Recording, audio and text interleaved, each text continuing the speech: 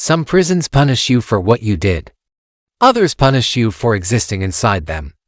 In the United States, there are facilities where the sentence is not measured by years or decades but by how long your body and mind can endure conditions designed to break both. Places where the rules are unclear, protection is inconsistent, and survival depends less on behavior and more on luck. This is not about the most famous prisons, not the ones featured in movies or tourist photos. These are the prisons people whisper about after release, or in courtrooms, or in letters that never make it out, because once you are sentenced into them, the system no longer promises safety. It only promises custody, and sometimes, not even that. On paper, the American prison system operates under a simple obligation. The state takes custody of individuals and is responsible for keeping them alive. But inside some facilities, that responsibility is stretched thin by overcrowding, underfunding, corruption, and policies that prioritize control over care. In these places, violence is not an exception, it is routine. Cells are filled beyond capacity. Dormitories designed for dozens hold hundreds. Beds disappear, replaced by thin mats on concrete floors. Toilets overflow. Tempers flare. Tension never drops. And when violence erupts, response is slow or absent, because in the worst prisons, intervention is selective. Consider how conflict forms inside overcrowded facilities. When space disappears, privacy vanishes with it. Every movement is observed. Every perceived slight becomes amplified. Lines for food, showers, medical care, each one a potential flashpoint. Staffing shortages make it worse. Correctional officers are often responsible for supervising far more inmates than policy allows. Exhaustion sets in. Corners are cut. Entire housing units may be left unsupervised for extended periods. In those moments, order is not enforced. It is negotiated. Stronger groups assert dominance. Gangs fill the vacuum left by authority. Protection becomes a currency traded for loyalty, labor, or silence. If you are new, unconnected, or vulnerable, you learn quickly that rules on paper do not protect you. People do. Violence in these prisons does not always look dramatic. Sometimes it is quiet. A beating in a blind spot, a stabbing with a sharpened piece of plastic, a fall down the stairs that no one saw. Medical response may take minutes or hours. In some facilities, injured inmates are reluctant to seek help at all. Reporting violence can mark you as a target. Asking for protection can place you in isolation. Silence feels safer than intervention, so wounds go untreated, concussions go unreported, trauma compounds, and the system records another statistic. But violence is only one layer of the sentence. Neglect runs deeper. In the worst prisons, basic services break down. Medical care is delayed or denied. Mental health treatment is minimal. Chronic conditions worsen without monitoring. Requests disappear into paperwork. Appointments are scheduled weeks out. Medications run out. Symptoms are dismissed as exaggeration for those with serious illnesses. Delays can be fatal, yet accountability is rare. Deaths are reviewed internally. Reports cite natural causes or unknown factors. Families receive limited information. Legal action, if taken, drags on for years. Inside the facility, life continues unchanged. Food becomes another form of pressure. Meals are rushed, poorly prepared, and nutritionally insufficient. Portions shrink, quality declines. Spoilage is not uncommon. Complaints go unanswered. Hunger increases irritability. Irritability increases conflict. Conflict justifies stricter control. The cycle feeds itself. And then there is the environment itself.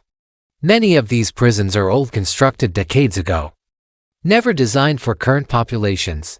Ventilation systems fail. Heat becomes unbearable in summer. Cold settles into bones during winter.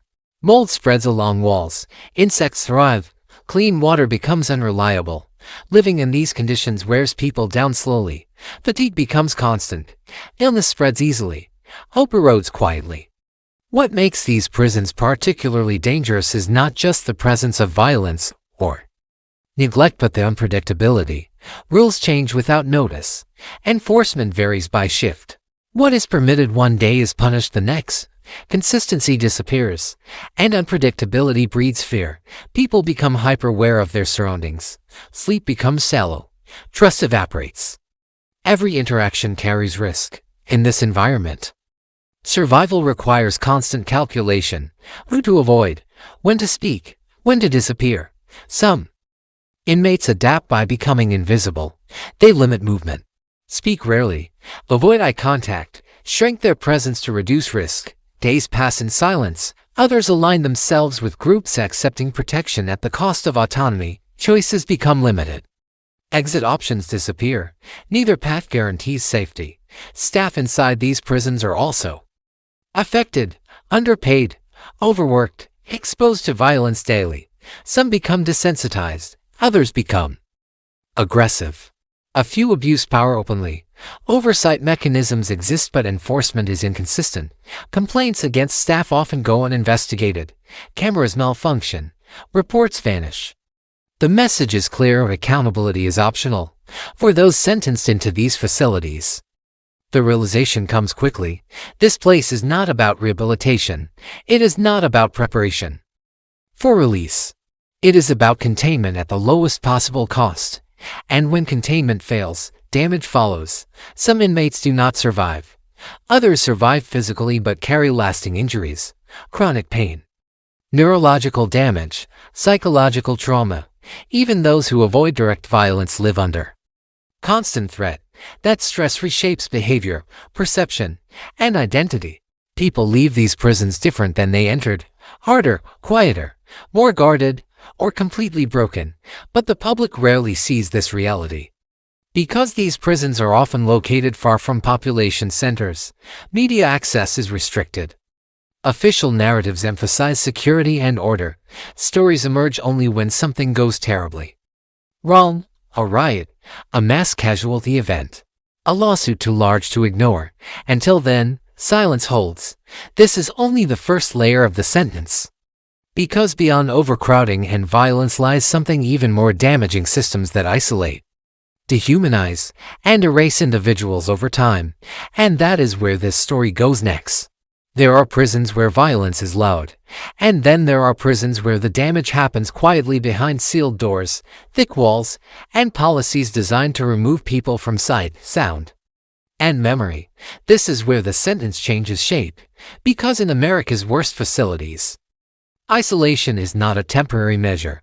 It is a destination. Isolation units are often described as tools for safety used to separate individuals deemed dangerous, disruptive, or at risk. In reality, in many prisons, isolation becomes a long-term condition imposed with little oversight and no clear end date. Cells are small, movement is minimal, human contact is rare. 22 to 24 hours a day are spent alone, not days, not weeks, years. The design of these units is intentional. Doors are solid steel, often with narrow slots for food trays. Windows, if present, are positioned to prevent any meaningful view. Artificial light replaces daylight. Sound is dampened. Silence settles. Time stops behaving normally. Without routine interaction, days blend together. Without visual cues, seasons disappear. Without conversation, language itself begins to fade. People talk to walls, to insects, to themselves. Not because they want to, but because the brain demands stimulation. The psychological effects of prolonged isolation are well documented, yet consistently minimized. Anxiety becomes constant. Paranoia develops. Hallucinations emerge. People report hearing voices, seeing shadows, feeling watched even when alone.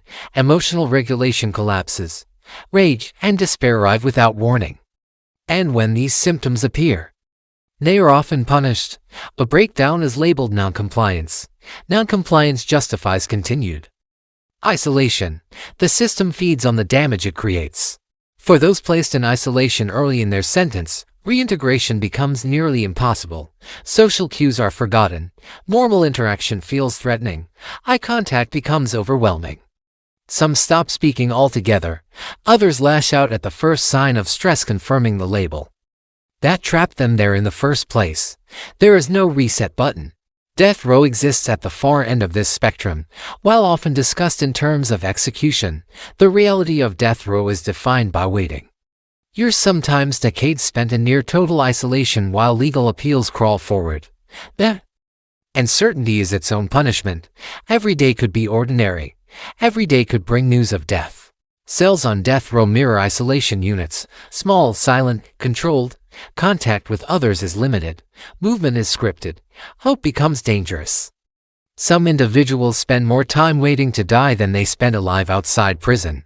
Mental health deterioration on death row is severe. The mind struggles to process a future that exists only as an ending. Planning becomes impossible. Motivation disappears. Identity collapses into a single label: condemned, even those later exonerated or resentenced. We've profoundly changed. Freedom, when it comes, feels unreal. Oversight of isolation and death row conditions is inconsistent at best. Reviews occur on paper, policies exist in manuals, but day-to-day realities are shaped by staffing levels, institutional culture, and administrative convenience. External monitoring is rare. Independent access is restricted. Transparency is limited. What happens inside these units remains largely invisible. The justification is always the same: security. Isolation is framed as necessary. Indefinite confinement is presented as unavoidable. Psychological harm is dismissed as collateral. But evidence suggests otherwise. Facilities that reduce isolation often see decreases in violence, not increases. Access to structured interaction stabilizes behavior. Predictability restores emotional control. Yet reform moves slowly, because isolation is easy to administer, cheap to maintain, and politically defensible. For those subjected to it, isolation becomes the defining feature of their sentence. Not the crime, not the trial, not the length of time. The absence of human connection rewrites everything, and even for those who leave isolation, whether through transfer, release, or death, the effects linger. The damage does not end when the door opens, it follows. But isolation is only part of the story, because beyond locked doors and silent cells lies a broader failure: systems that neglect health, ignore aging, and treat human lives as administrative burdens. That is where this sentence becomes permanent. There is a point in the American prison system where punishment quietly turns into abandonment. It doesn't happen during riots or lockdowns. It doesn't make headlines. It happens slowly through neglect, indifference, and systems that stop expecting survival. This is where the worst prisons reveal their final function. Many of America's most brutal prisons were never designed for long-term human care. They were built for control, containment, and efficiency, not for aging bodies, chronic illness, or mental deterioration. But sentences grew longer, appeals dragged on, and people stayed. Now, thousands grow old inside facilities that were never meant to sustain life. In these prisons, medical care is not proactive. It is reactive, often too late. Requests for treatment move through layers of bureaucracy. Appointments are delayed by staffing shortages, security protocols, or administrative backlogs. Symptoms that would prompt immediate attention outside are dismissed as exaggeration or manipulation inside. Pain becomes normal. A toothache lasts months. A broken bone waits weeks.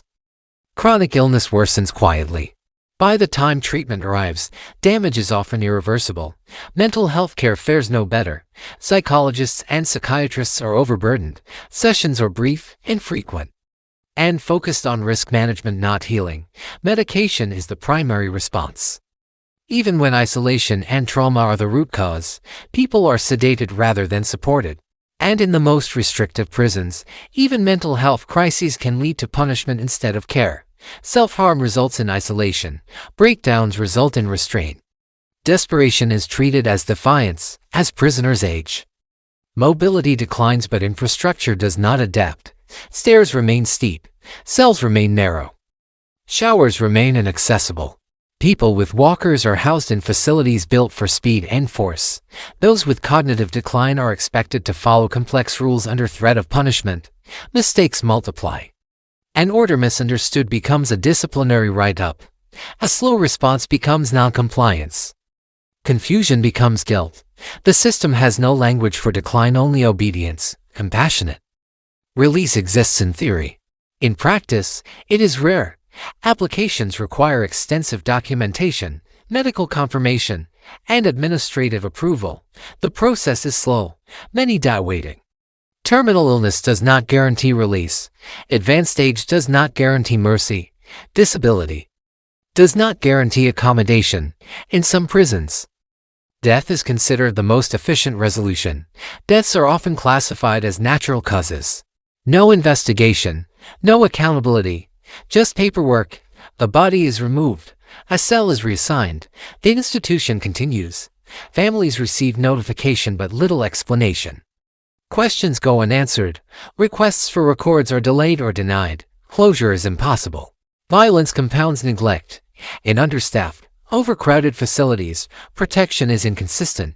Vulnerable prisoners, elderly, mentally ill, disabled are often housed alongside younger, more volatile populations. Predation becomes routine.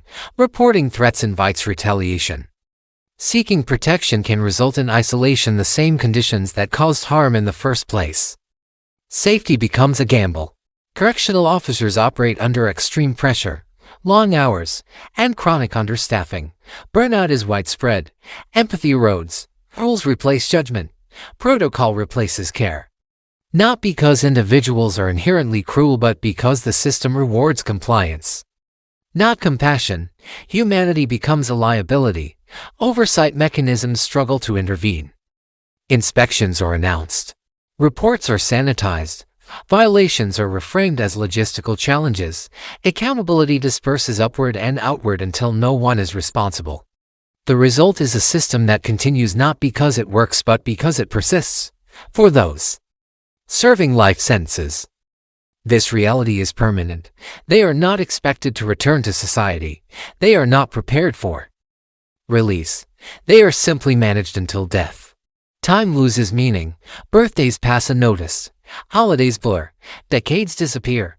The outside world becomes a rumor. For those eventually released, the damage follows. Chronic illness untreated inside becomes unmanageable outside. Mental health conditions worsen. Without structured support, aging bodies face a world that expects productivity, adaptability, and independence. Many fail not because they are incapable, but because they were never given a chance to heal. Some return to prison not for new crimes, but for survival. Confinement becomes familiar. Freedom feels hostile. This is the final truth about America's worst prisons. They do not end sentences. They extend them into bodies, minds, families, and generations. They shape outcomes long after release. They define lives far beyond walls, and they persist because they are hidden. The question is no longer whether these prisons are harsh. The question is whether a society accepts systems that quietly dispose of people and then looks away. Because once someone is sentenced into the worst prisons in America, the punishment does not stay confined. It spreads through silence, through absence, through endings that arrive without witnesses.